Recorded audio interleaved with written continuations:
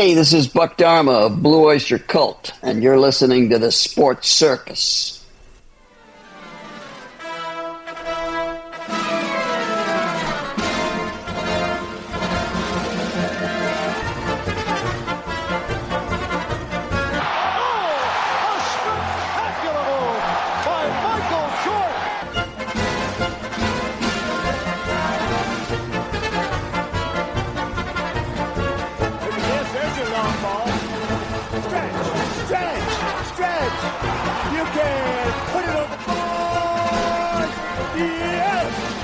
Welcome to the Sports Circus. I'm your Ringmaster Sal, live from Las Vegas in the AMP TV studio, AAMP Television. Today's show is brought to you by UppercutChops.com.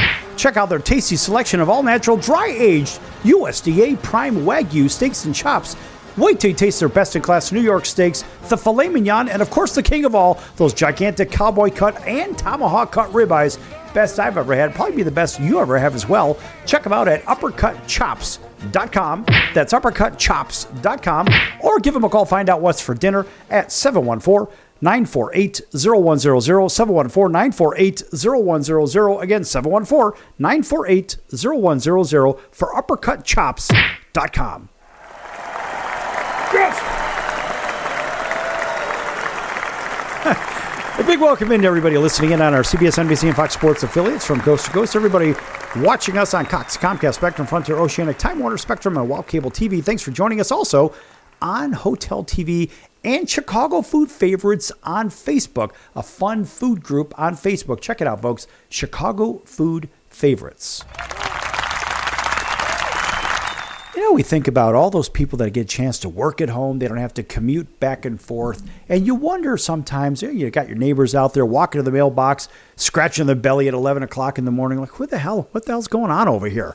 Well, maybe Joe or Josephine or whatever, they're going to the mailbox, whatever. They just woke up. Maybe they were working all night. A lot of people work from home. And we don't really know necessarily what they do unless we start poking into their business. And so we think about those fun jobs that you can do from home. Well, I don't really know how many are fun, but one fun one, which I guess you could really do the whole thing at home if you really wanted to, and you love sports, maybe you want to become a sports agent. How do you like that? So what does it take to be a sports agent? Let's say you're trying to find a career path and you're trying to do something fun and different, but we don't really know what part of sports we want to be in. We can't be an athlete. Maybe we're too old, or maybe we just weren't good enough. Or maybe we just want to put our degrees and whatnot to work. And maybe you don't even have a degree. You don't even know. But maybe being a sports agent sounds fun, interesting, and exciting. I mean, think about this. There are no standard educational requirements to become a sports agent in the first place, but most have at least a bachelor's degree, in case you're wondering. A lot of people nowadays, they have at least a 4-year degree. And remember, now you don't need one necessarily to be a sports agent. We're going to kind of run with the sports agent idea just because we can. Now, of course, a master's degree or a law degree can certainly improve your chances of becoming a top sports agent. So educationally speaking, bachelor's degree, a common degree for sports agent, often in sports management, business, marketing, finance, or law. And from what I remember, arguably the best undergraduate program in America. I'm a college recruiter, and I seem to know some of this stuff. And it seems to me, or I seem to recall, that Ohio University, not the other guys in Columbus. This is Ohio U, the Bobcats. They have, I believe, the top sports management program in America, in case you're wondering.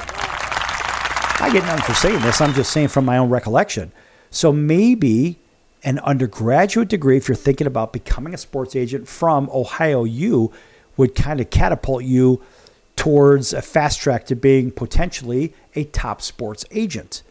Now, if you're going to, let's say you already have a bachelor's degree, or you're going to go that other path that I just mentioned, and maybe you're looking at the master's plan. Maybe you don't have a master's degree, but a master's can help you learn about contract law or collective bargaining. Now, that's kind of a big deal. So you got to learn some of the union terminology, and you've got to be able to break down the legalese of some of these contracts, some of the verbiage of the contracts that really make these things stick, being the contracts themselves. These are the terms and conditions that will make you say, all right, I think I understand these. So a master's degree, maybe in sports management, or I would probably think a law degree would be pretty good, or even in library science, because that deals with a lot of law. Now, of course, that law degree also can make you more attractive to experienced athletes and managers, because they say, you know what, that person put a whole bunch of years in an education and they've got a good grasp of the legal system.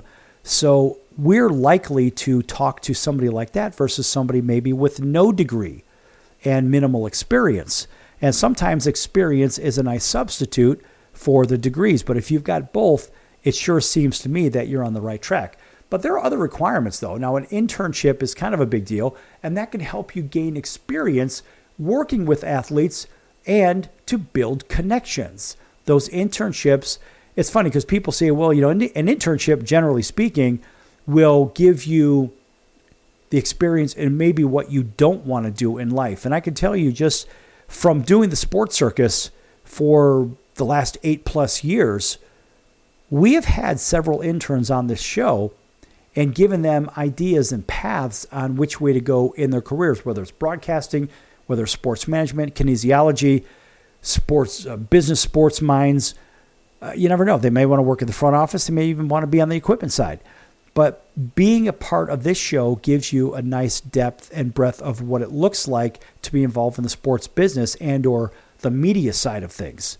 So also, as far as requirements go, look, a certification, as I understand it, one of my friends had gone through the certification a year ago and told me about all the hoops that they had to jump through just to become a baseball agent.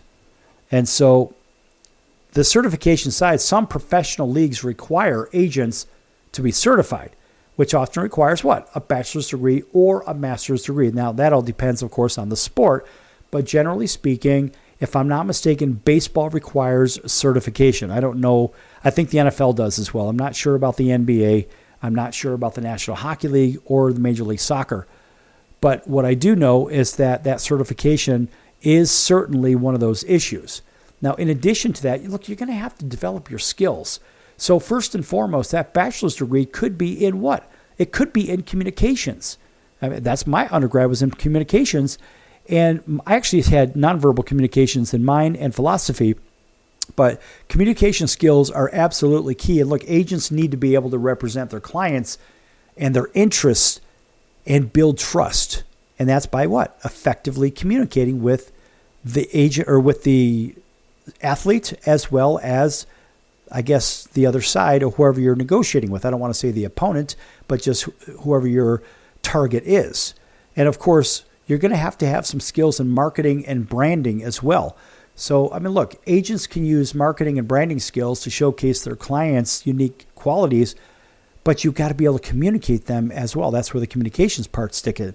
Well, also, on top of that, there is a financial side of that. So think about financial management. Look, agents may work with clients to identify sponsorships and brands as well. So there is a hard number side of this too. So a nice healthy mix of liberal arts and math and science, right? Because math and science is sort of the universal language.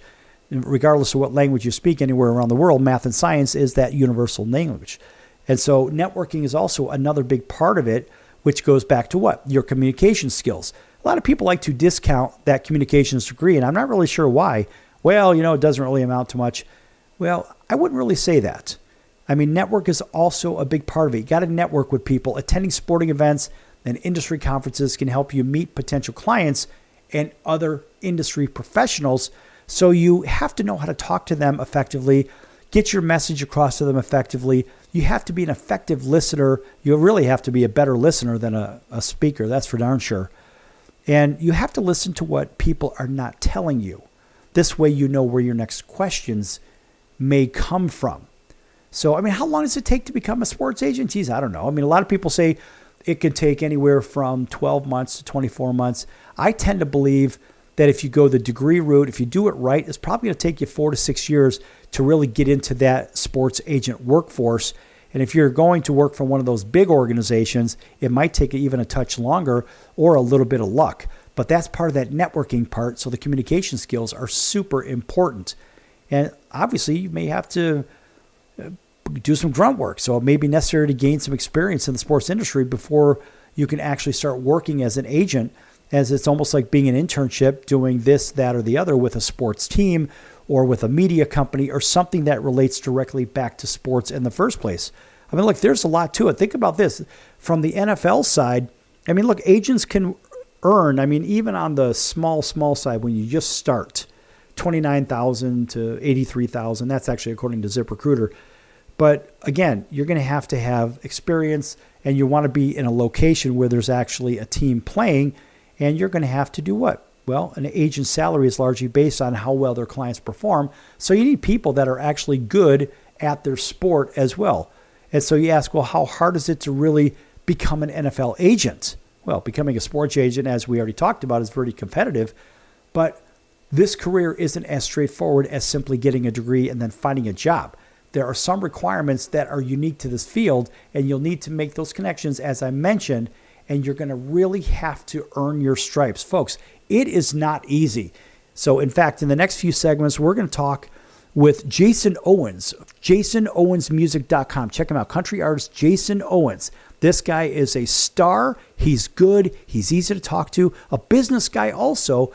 And look, it's not easy. We're going to talk a little bit of the business side of the music business. Don't go anywhere. Lots more to come. And you're going to hear one of Jason's songs right here when we go on break. Don't go anywhere.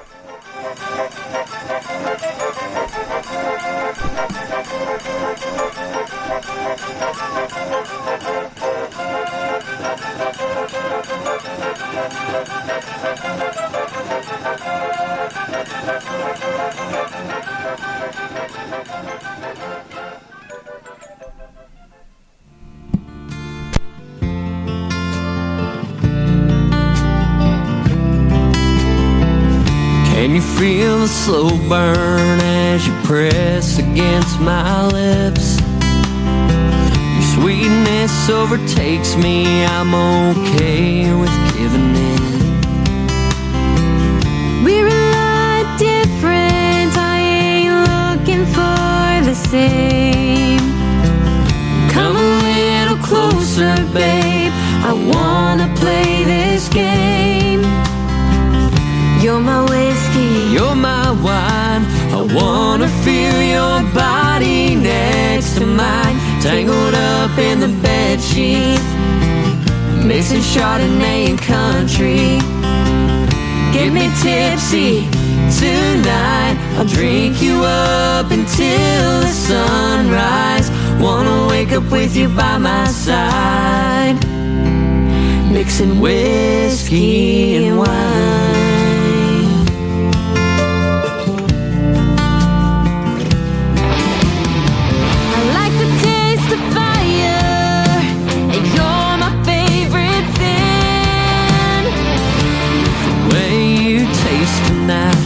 You must be heaven sent.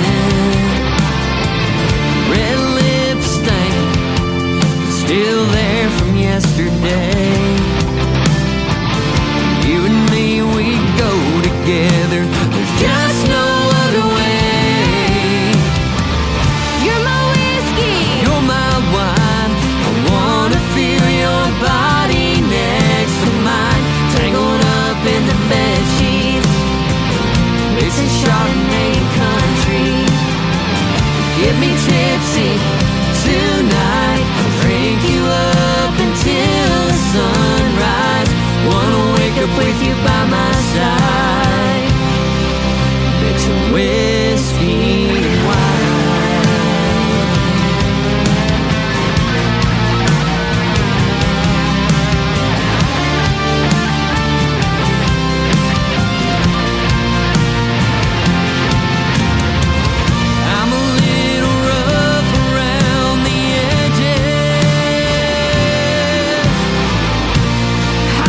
sweet for all that fire.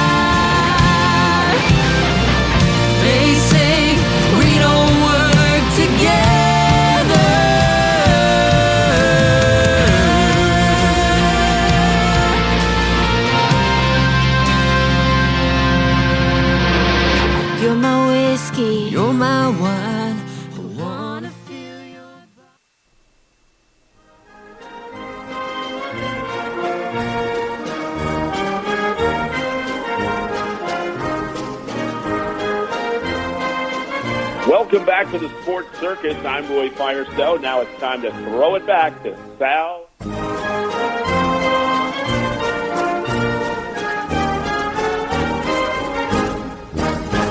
Welcome back to the Sports Circus. I'm your Ringmaster Sal, live from Las Vegas in the AMP TV studio, AAMP Television. This segment is brought to you in part by the music of Jason Owens. And folks, if you don't know who Jason Owens is, you better check him out, jasonowens.com. And here's Jason to tell you a little bit more about himself. Hey guys, I'm Jason Owens. I'm a country music singer. You can find my stuff online at Jason Owens Music or my website, www.jasonowensmusic.com. All right. Big round of applause for Jason.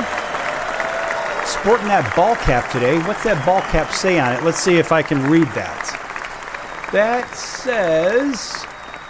Oh, wait a minute. That's not a Jason Owens ball cap. Now, I know you have Jason Owens ball caps. Where could people get those? They can get them at our show, any of our shows, and we're working on getting it back up online to where we can get them out on our website as well. So you get hats, and what else do you have? Just out of curiosity. We've got the T-shirts and hoodies and sweatshirts, and we've got bracelets, all kinds of fun stuff. He said bracelets. So how come I've never seen these? And how come I haven't had a chance to experience any of these hats, T-shirts, hoodies, or bracelets? Because when I saw you, I didn't have them. Right. Okay. All right. That's fine. All right. Well, maybe we'll see those in an upcoming show. Of course, we don't want to timestamp this one, but we do know that you play all over the country, and you've played, what, Las Vegas, I don't know, 150 times or so, right? Something around that number. It's been a lot. Crazy number. And I know you're constantly back and forth between Kentucky and fabulous Las Vegas. And, you know, in the whole setting up for this venue and that venue, I know we talked a little bit about that in the past, but what does it take to book a show? I mean, for all those people that don't know, and you've been doing this for what, 8 years, thereabouts? Yeah, I think we're going on 9. That's a lot of years. Maybe 10. I don't That's a lot of. Look at they're starting to run together. But the idea is together, man. A lot goes into this.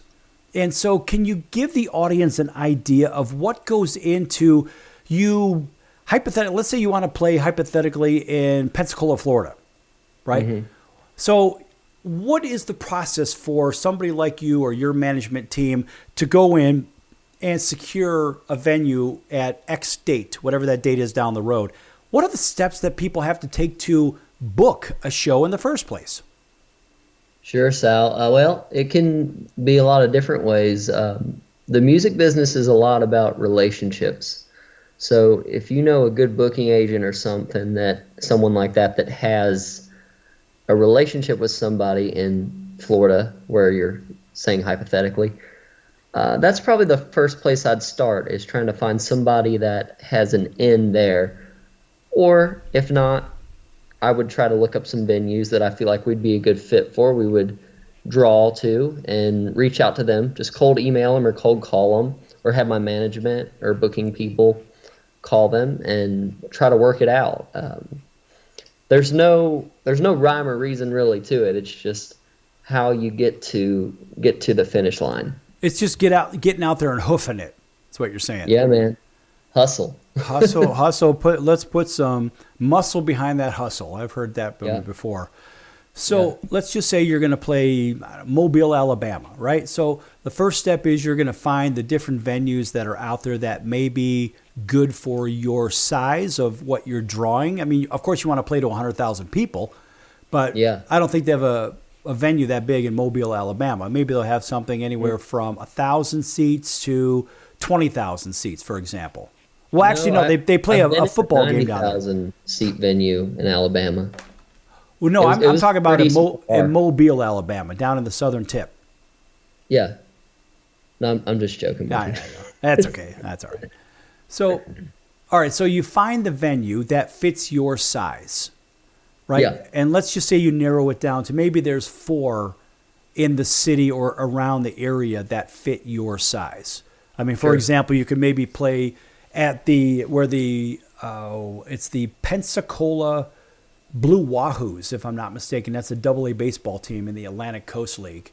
So they have a venue size where I think their baseball team can seat about 10,000. And then, of course, there might be on-the-field opportunities and whatever. So if you play at one of those minor league baseball stadiums, for example, so maybe there's the possibility of targeting that as one of your targets. And of course, it's going to be not during baseball season, right? Right. But right. You have to probably contact whoever their media relations people are and whoever their facilities management people are, correct? Yes. If you're trying to do the event completely by yourself, that would be the way to go. We've done some after post-game shows actually here in my hometown. We have a minor league baseball team. They're called the Florence Yalls. Shout out to the Florence Yalls. All right. The Florence Yalls. I need one of those baseball hats. Yeah, man. And who are they affiliated with? Who are they affiliated with? Do you know? I don't know. Oh, that's right. That's right. Go ahead. I'm going to find it right now. Go ahead. Yeah, so they do like post-game concerts. So like after the game, if they're having like a country night or something, we're a good fit for that, to maybe bring our country fans out or maybe make some new ones. Okay.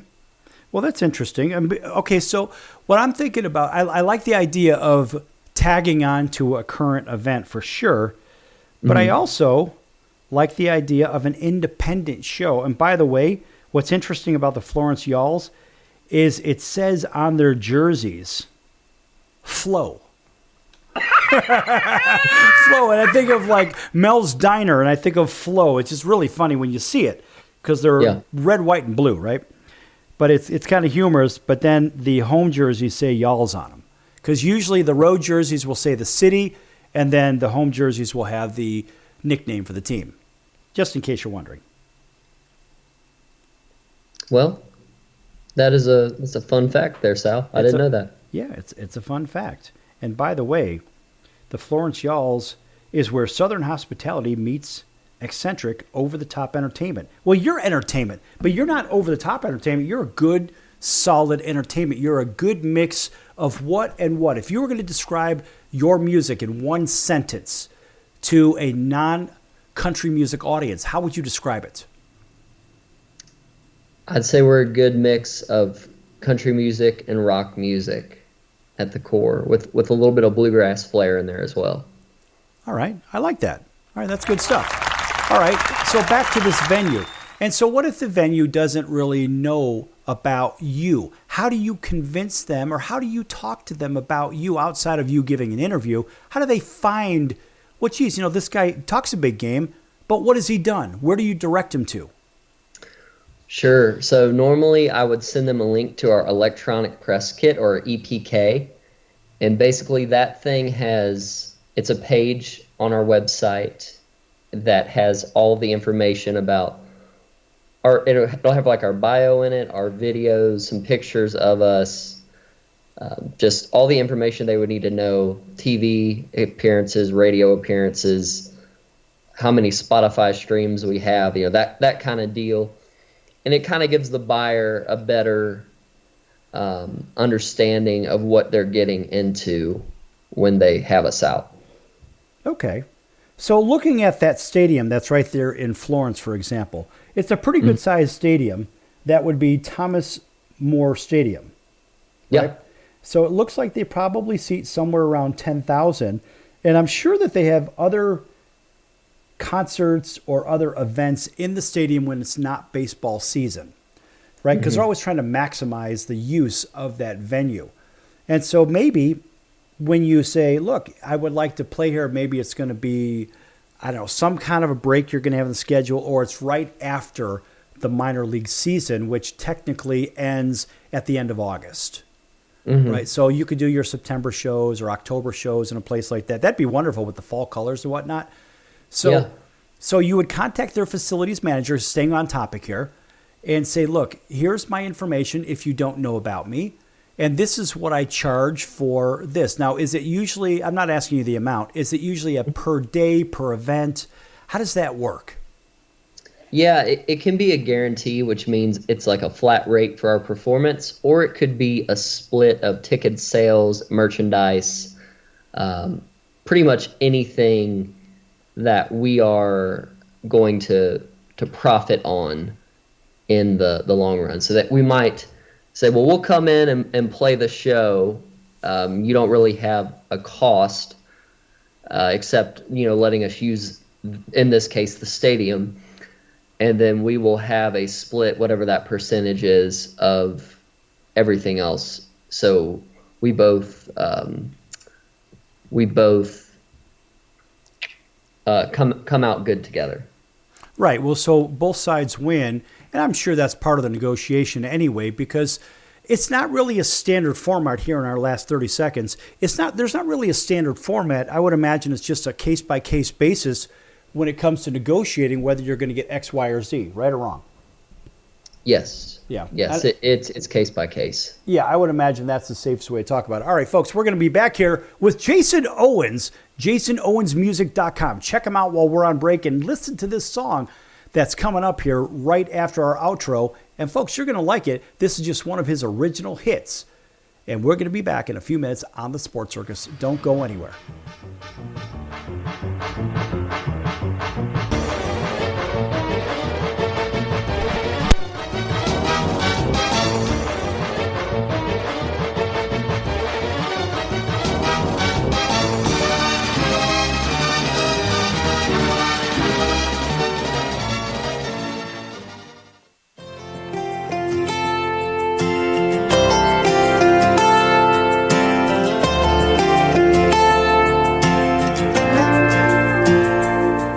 She's the cutest girl I've ever seen.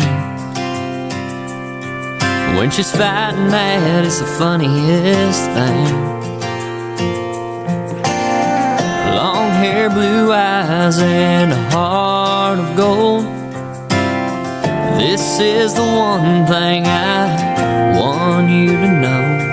If you want a man that'll love you to the moon and back, never lie, yeah, baby, none of that. Well, slow and steady wins the race. It's the thrill of the chase. Falling in love just ain't the same these days. We might start with a bottle of Jack. Maybe we won't need that. I gotta find a way to call her mine. I know sometimes gotta take it slow and steady. She's like a locked up bank vault, and I'm trying to crack the code. She's a perfect 10. She's got nowhere else to go. Yeah, I'm trying to show her I'm the kind of man she wants. She's had some real losers and it's, but her defense is up. I just wanna love her to the moon and back. I'll never cheat, never lie, yeah, baby, none of that. The slow and steady wins the race. It's the thrill of the chase. You gotta build the trust up these days. Might start with a bottle of Jack. Maybe we won't need that. I gotta find a way to call her mine. I know sometimes you gotta take it slow and steady. Yeah, she's coming around, I can see it in her eyes. Let me tell you, when the sun comes up, I ain't wasting no more time. I'm gonna pull right up in my truck. Maybe I'll be surprised.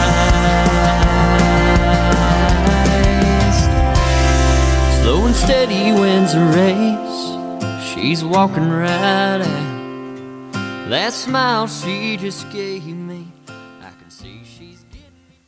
Hey everyone, Dave Jackson here, ESPN rules analyst on ESPN Hockey, and you're listening to the Sports Circus.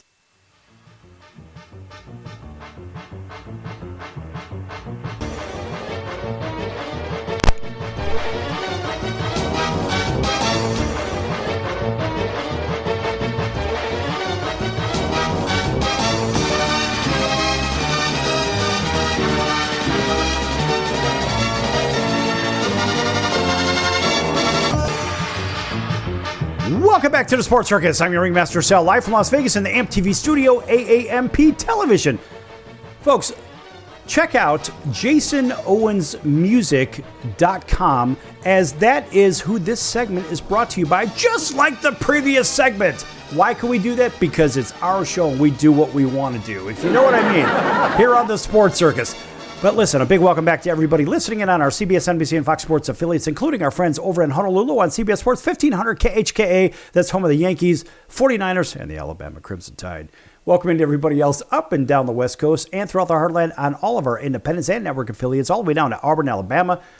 And that is WAUD 1230 on the AM dial. That is home of the Atlanta Braves. That's right. Catch all your Braves games right here. If you're over from Montgomery, Alabama, all the way to Columbus, Georgia, that is the coverage area for WAUD. And speaking of Atlanta, WDJY 99.1 FM. And of course, everybody listening in there Monday through Friday at 8 a.m. local time. Listen, folks, we're on at different times in different markets. And, you know, back here with Jason Owens, with Jason Owens Music. Jason, when you're going from city to city, and let's just say you're on a torrid pace to go, for example, you have shows, and I'm not going to pin the dates down. You have shows maybe in Vegas, you're a few days or a week in Vegas, then you come back to Kentucky, then you get right back out to Vegas, and then maybe you go up to Wisconsin or Chicago or down to Florida. How do you adjust? It's like, for example, when I was with you out here in Las Vegas, and you go back to Eastern time zone, and you have to not only move your body, your clock, but also everything else because you've had a week to adjust. How do you adjust if you have a very quick show? Do you find it taxing and the old proverbial jet lag? What's going on with that? Yeah, Sal, man. That's like one of the hardest parts about doing this thing is the time zone changes. It really messes me up, to be honest. But a lot of the behind the scenes is resting and just like if I had to leave Vegas and then come back and do a show in Eastern time zone like the next day, I'm probably going to be resting, sleeping till about 2 hours before the show. Then, you know, I can go up and do the show, give every bit of energy I have left, and then after that, hopefully be able to wind back down. Yeah, but listen, all I could say is the people are counting on you. If they booked their tickets or bought their tickets 4 or 5 months in advance and they're looking for a show on this particular date in this particular place, you want to give them your all because obviously, let's just say it's your first time playing there. They've never seen you. And let's say maybe you've just done a week in Vegas and now you're back hypothetically in West Virginia, right? Maybe do something over there. I mean, that's the other side of the country, but let's just say you're playing a venue, they've never seen you before. And when we were on break, you were listening to your own music. And when you listen to your own music, now remember, maybe these people will be listening to it for the first time. What's going through your mind when you listen to your music? When I listen to my own music? Yeah. Well, I've heard it a lot, so... Well, yeah, especially if you listen to the Sports Circus, right? Because we play it quite a bit over here. So I guess I pick up different nuances every time I hear it. And I think any artist, any director of entertainment in some way, probably anytime they hear something, they like nitpick and be like, I could have did that a little bit better. That could have been, you know, maybe that guitar could have been bumped in the mix a little bit more, you know, that kind of thing. But for the most part, I like it. I don't try to release anything that I don't like. And being independent right now, that's a great thing because I can do whatever the hell I want. Yeah, you got that right. So what is the difference between being independent or being tied to a label? Yeah. Well, when you're independent, you kind of get to make all those decisions and all those calls. You also get to write all the checks for all the stuff that the label would write the checks for. But even though that, if you have a label deal, if they're writing checks for you, you're going to be paying those checks back one way or the other. What do you mean? So when you have a record deal, you're going to recoup what they give you. So say they gave me $1 million. We'll just say that. And then that $1 million is going to be recoupable under my whatever. We'll just say the split would be 50-50, which is very generous. It would probably be more like 70-30, 80-20. I don't know exactly. I know some guys that have 95-5s, and man, that's kind of rough. But that $1 million would be recoupable of, let's say, in the 20% range. I would have to recoup $1 million in 20%, but they would still get their 80% in that time frame. Did that make sense, or was that too confusing? No, I understand the concept for sure, because it's almost like an advance. Here's an advance. Here's $1 million, and we're going to go ahead and we're going to pay you back off of our 20% of revenues if it's an 80-20 split, right? So they'll keep bleeding it back. Maybe here, you take half, we'll take half until you hit your $1 million or whatever the heck it is, and then you go back to your 20%, right? Right. Yeah. And that's one of those things where you're like, hey, I need a little bit of cash. Show me the money! And then, they're going to be like, if you think that you're going to get all your money right back right away, or you're going to keep getting your 20, we'll take it off of some big one-time shot. Stop it! I don't think so. No, I don't think so. Yeah, I mean, even some of the bigger artists that I mean, I've heard stories from people that said they didn't make a dime for 3-4 years once they signed that deal. Right. Because they were recouping their money, and thank God they did, because there's many artists that don't recoup it, and then that's just a whole nother story. Yeah, and that's, when we think about that, I mean, I shudder with the idea that this could get ugly really quick, and as I look at it, I'm like, wow, I know that when you're looking at this financially, you're saying, well, Houston, we have a problem. I mean, for real. You could joke about it, but ultimately, I mean, this is a really big deal that a lot of people don't seem to understand. And it was really well portrayed in one of the Rocky movies. I think it was Rocky V, where Rocky was training some young protege guy. Anyway, and the guy was being trained by Rock. He asked Rock to train him. And then the guy's like, I want a title shot, and all this other crap. Well, the promoter who controlled all the other fighters for the most part, the promoter said, hey, let me represent you, and let's put some hustle behind this muscle and all this other crap. Well, here's a new car, here's a bunch of cash, and this, that, and the other. And what ends up happening is the fighter is at the mercy of the promoter. And so they have no say in anything. And so they basically have sold their soul. And it's an unfortunate thing, Jason, but unfortunately these kinds of things do happen, if you know what I mean. Definitely. And I mean, no disrespect really even to the record labels, because if I was putting up that kind of money for something, I would definitely want to have the favor in it, right? Like, yeah, if this person has nothing and you're going to put $1 million behind them, like, you probably would want to make a good amount back out of it for taking that risk, because that still is a big risk. I mean, $1 million is a lot of money. Well, it is a lot of money, but what I'm after here, I know we're running a little bit on time here in this segment. I want you to stick around for the next segment. And look, this is a very touchy subject that a lot of people don't seem to understand the dynamic of. And when you look at what the unspoken rules are, and then, of course, you have your written rules, which are in the contract. The problem is you're bound by things that maybe you don't realize that you're bound by, But just like with this advance, so here's $1 million advance, here's a new car, here's this, here's that. They're going to suck you in every possible way. And I'm not saying all record labels are bad. I just look at them from my friends that have been involved with labels, big labels, even small labels. And I've seen what has happened to them or with them.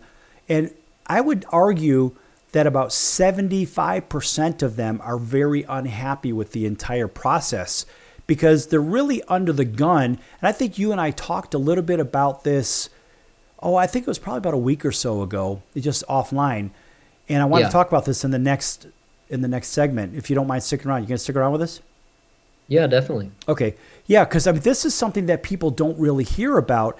And folks, when you hear, you're like, what in the world? And here you have an honest kid. This guy is good. He's really good. In fact, when we go to break, you're going to hear yet another one of his songs. But what we're after here is for you, the listener, to learn a little bit about what it's like in the pressure of being an artist. And the pressure I'm talking about on the back end as well as the front end from the audience and everybody else. Isn't that a fair statement, Jason? Yes, sir. A great amount of pressure. All right, folks, we're going to be back here with Jason Owens. In the meantime, check him out at jasonowensmusic.com and read all about him. You can even sample some of that music if you're not going to stick around here on break because we're going to play yet another one of his hits. All right, back here in a few minutes on The Circus. Don't go anywhere. Lots more to come.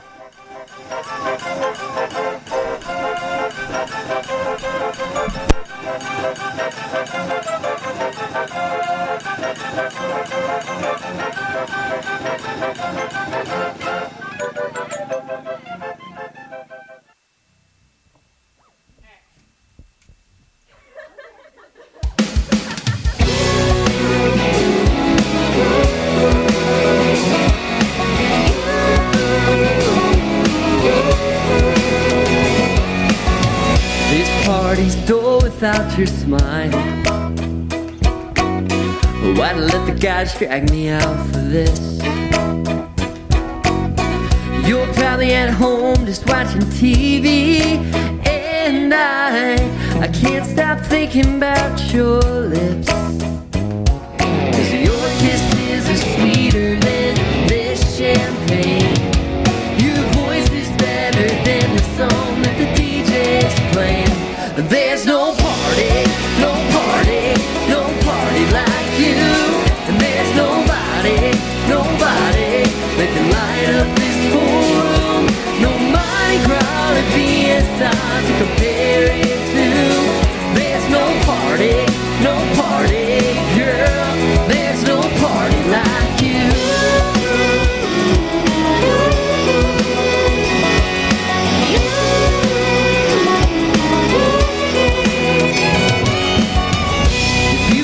Here we be going crazy, just you and me tearing up that dance floor. Oh yeah, sipping from that flask of whiskey you snuck in.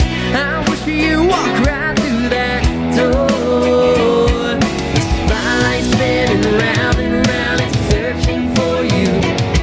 My heart stops, the beat drops when you walk into a room. There's no party, no party, no party like you. And there's nobody, nobody that can light up this whole room. No Mardi Gras or Fiesta to compare it to. There's no party, girl. There's no party like you.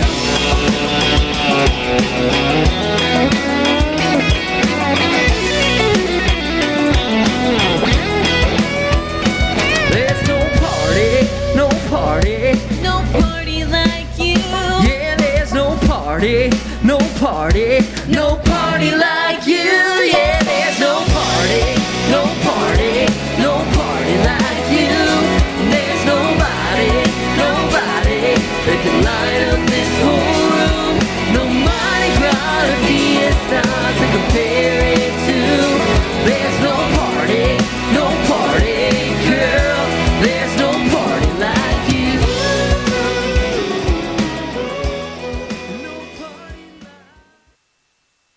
Hey everybody, this is Brian Urlacher. Welcome back to the Sports Circus.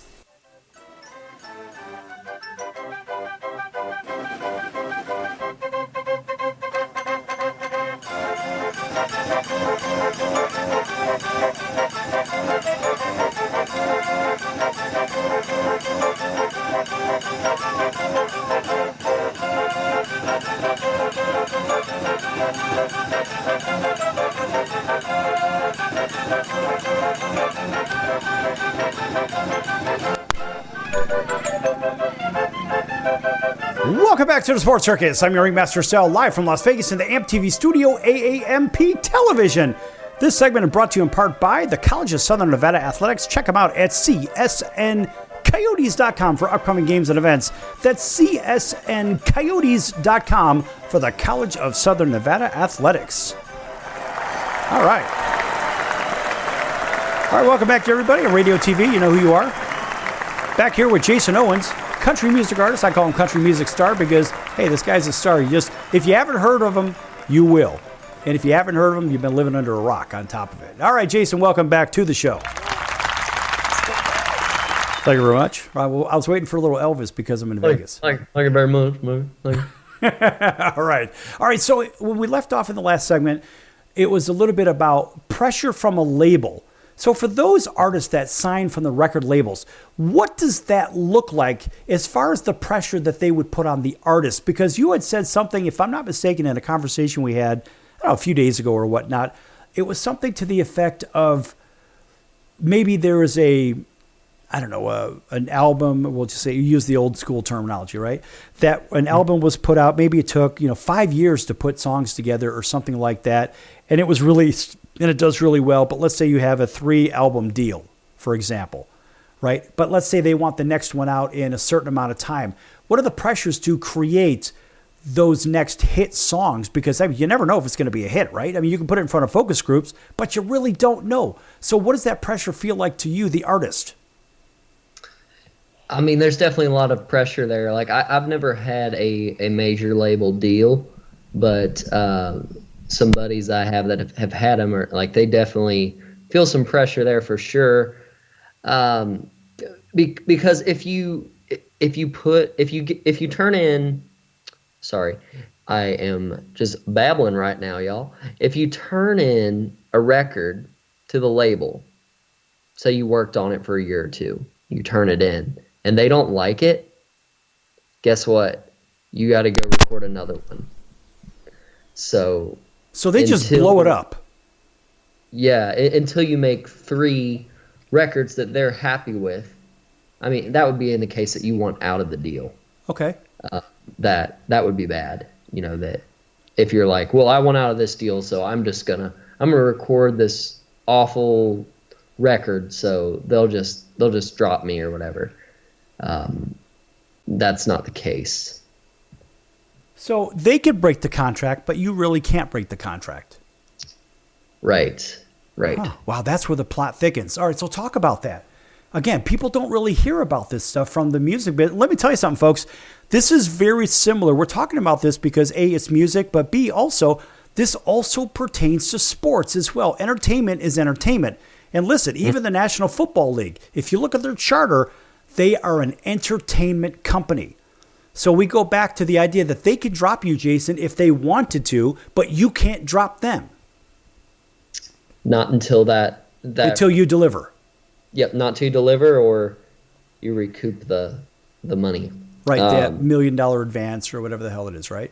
Yeah, so let's talk about 360 deals. Yes. That's like the new record label thing they're doing now, and basically they get a cut of everything in your entire musical world, and maybe beyond that, depending on how bad the deal is. I mean, he said how bad the deal is. If you go work at McDonald's, we get 90% of whatever wow. whatever it is. Probably not, but maybe. Right. So what is a 360 is. deal for those people that don't know what that is? Yeah. So basically, that is a cut of everything the artist makes, and normally, the label will take 70 to 90%. Wow. So you get the leftovers, if you will. So if they're taking 90%, if I'm doing my math right, they'd have to make 10 million before you made one. Yeah. Wow. That in itself, that's the deal that, boy, that's a big pill. It's almost like selling your soul, for Christ's sakes, isn't it? Yeah. Wow. Yeah. Why would somebody make that deal? They probably just really want the fame.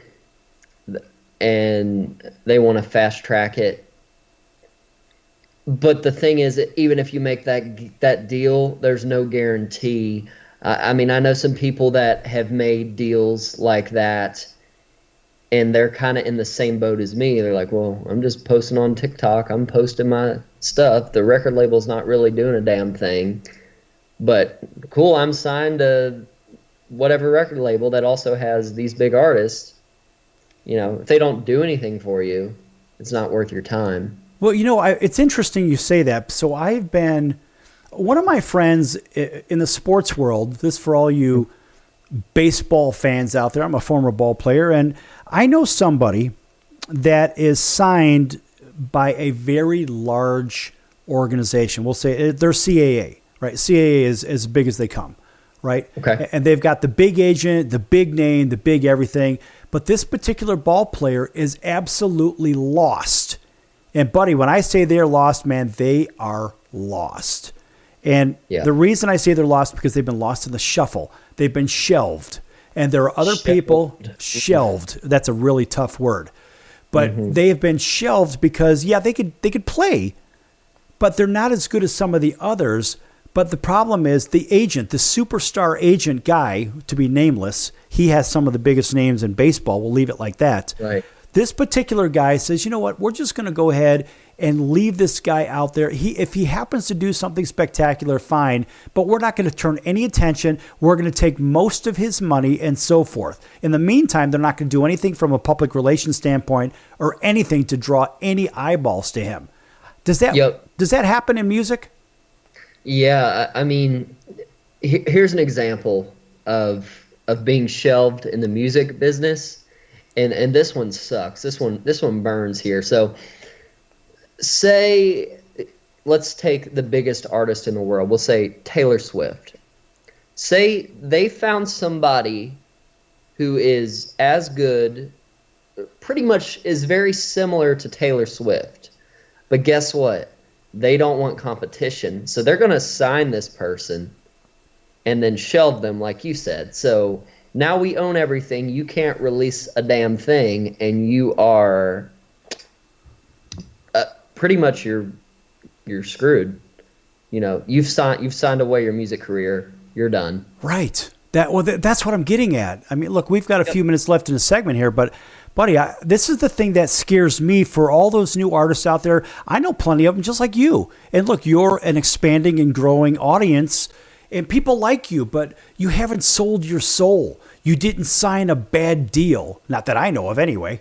But the idea is you haven't gone out there and said, look, fame is more important than everything. And so I'm going to go ahead and essentially sell my soul because I want my name in bright lights and all this other crap. Yeah, it's not worth it. You got to work your way up the right way to where you have leverage when you go in for that deal. If that's the way you wish to pursue. But I mean, that would be my advice to the young artists like out there. Don't just try to go for that label deal, especially if it's a 90-10. Oh man, it just hurts. Oh, that one is wow. It's like a punch right in the head. Yeah. Yeah, I honestly I couldn't even imagine. And I remember back in the day when I was paying 20% to somebody in my modeling career. And I was like, wow, that's a big pill. But I mean, they did a lot of work for me. So, and I did a lot of runaway work, a lot of print work and all that fun stuff. I get it. It's a business, but at the same time, buddy, you got to get some value. And when you think about these record deals, these 80-20s, 90-10s, you're like, what the hell are you doing? 95-5? I can't even imagine that. That's just idiotic. Yeah, man. It's people that don't look at it as the music business, because it is a business at the end of the day. And they just really want to chase that thing, and more power to them, man. But yeah, a 95.5, that's lunacy. Man. I just see this disbelief on your face right now. I'm like, I don't blame you, man. I'd be scratching my noggin as well. But, well, listen, we've got, a couple of minutes left in this segment, maybe a minute and a half or so. and tell everybody how to follow you and so forth and so on. Go ahead, take plenty of time. Yeah, absolutely. So y'all can find me on all the social medias at Jason Owens Music. You can find us on Apple Music and Spotify, wherever you stream music. Just type in Jason Owens. Check out some of our songs, including Slow and Steady, Whiskey and Wine, Firecracker, Drunk Dial, Party Like You, and many more. And you can find us on our website, www.jasonowensmusic.com. And you can see our tour schedule there. And come out and see us at a show sometime. We'd love to meet every single one of y'all. And I'll tell you what, if this guitar, it's a little out of tune, but I thought I'd play a little something. Yeah, go ahead. You've got about 2 minutes. Play it in the key of Sal. I can. No, I can hear it fine. Go ahead and grab that. You play us something. You've got about just under 2 minutes. Go ahead, boss.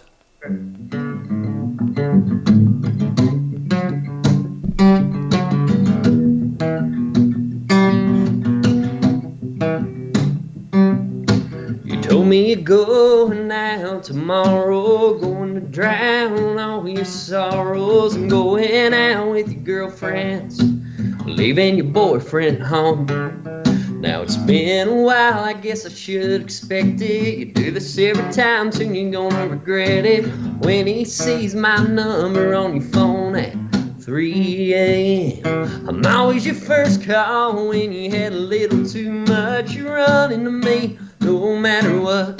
When you're getting past the point of a buzz, you start searching. You keep looking for something you've already found, but it takes a shot of 90 proof to make you drown in your emotions and realize you want me. And when you're with him and you're in denial, I'm your first drunk dial. Smell the whiskey through the phone, and you're asking me if I'm alone. And how many times do I have to tell you no? You got a man that treats you like a queen. Yeah, that guy would do anything to see your number light up his screen tonight.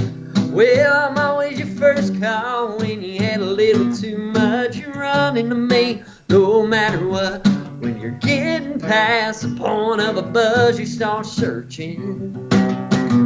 You keep looking for something you've already found, but it takes a shot of 90 proof to make you drown in your emotions and realize you want me. When you're with him and you're in denial, I'm your first drunk dial.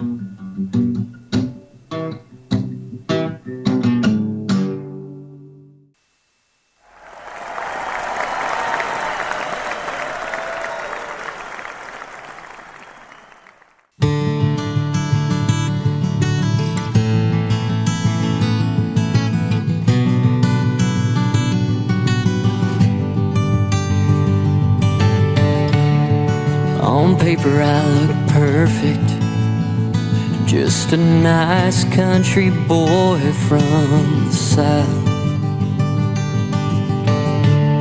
And on paper I look worth it, the kind of guy you'd want to settle down with. But in reality, you gotta have a strong heart, 'cause being in love with me is really like being